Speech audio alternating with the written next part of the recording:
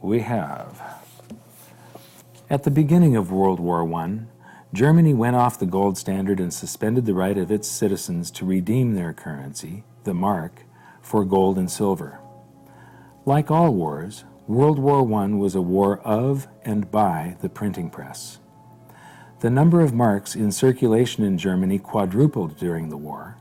Prices, however, had not kept up with the inflation of the currency supply, so the effects of this inflation were not felt. The reason for this peculiar phenomenon was because in times of uncertainty, people tend to save every penny, and World War I was definitely a time of uncertainty.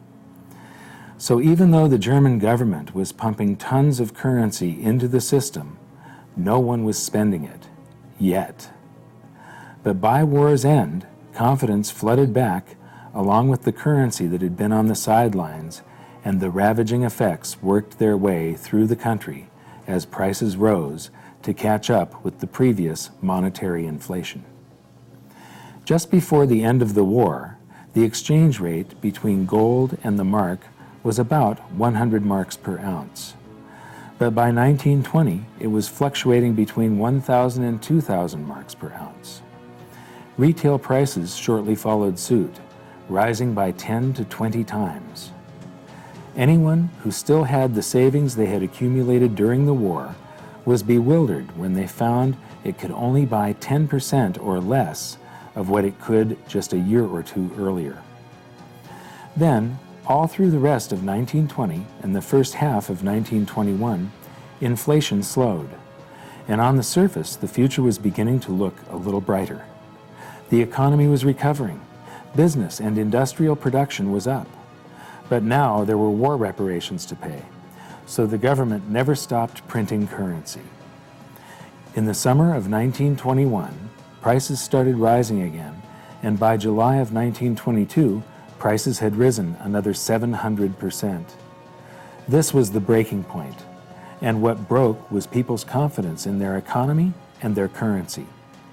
Having watched the purchasing power of their savings fall by 90% in 1919, they knew better this time around.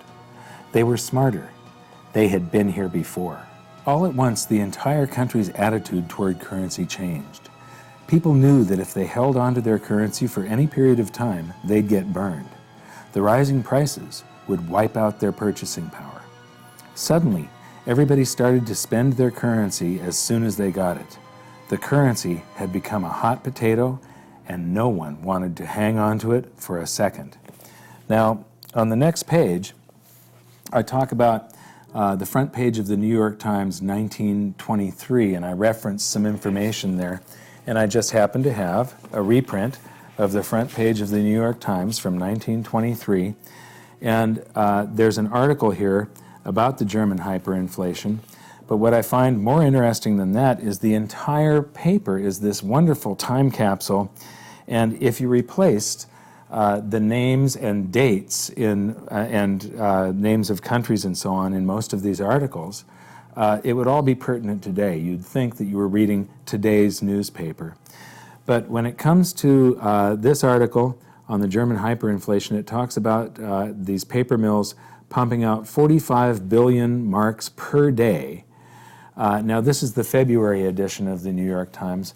By November, those paper mills were pumping out 500 quadrillion marks per day. So now we're going to take a look at velocity and how it could affect us in the future. So this is me. Now, I developed this keynote presentation to make